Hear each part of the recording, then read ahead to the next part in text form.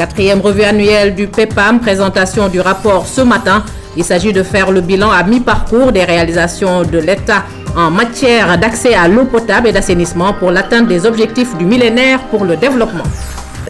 Le programme d'eau potable et d'assainissement du millénaire PEPAM a procédé ce matin à la présentation du rapport de sa 4e revue annuelle. Cette rencontre a pour objectif de faire le bilan à mi-parcours des réalisations de l'État en matière d'accès à l'eau potable et d'assainissement pour l'atteinte des objectifs du millénaire pour le développement. C'est un reportage de Amadou Aramtiam. Mis en place depuis 2005, le PEPAM est en train de réaliser les objectifs en matière d'accès à l'eau potable par rapport à l'atteinte des OMD en 2015. Aussi bien en milieu urbain qu'en milieu rural, une bonne progression est enregistrée. Le taux d'accès à l'eau potable au Sénégal en 2009 est estimé au niveau national à 84%, contre 76,5% en 2004. En milieu rural, le taux d'accès à l'eau potable est passé de 64% en 2004.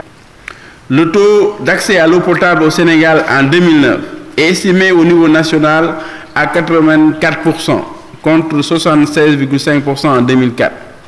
Si dans le secteur de l'hydraulique des résultats probants sont notés, ceux constatés dans l'assainissement restent mitigés. Une situation qui s'explique par le gap de financement de ce sous-secteur. Il est donc urgent de mobiliser sans tarder des ressources additionnelles nécessaires afin de doter les ménages urbains et ruraux de systèmes adéquats d'assainissement d'ici 2015.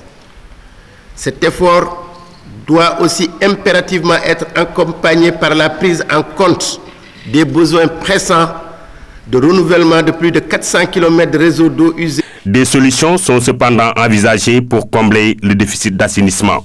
Nous pensons qu'en ce qui concerne l'assainissement, aussi bien en milieu rural qu'en milieu urbain, il faudrait accélérer la mobilisation des financements et puis également faire en sorte que les populations soient beaucoup plus conscientes par rapport à la priorité qu'elles doivent accorder à l'assainissement en participant elles-mêmes également au financement des ouvrages.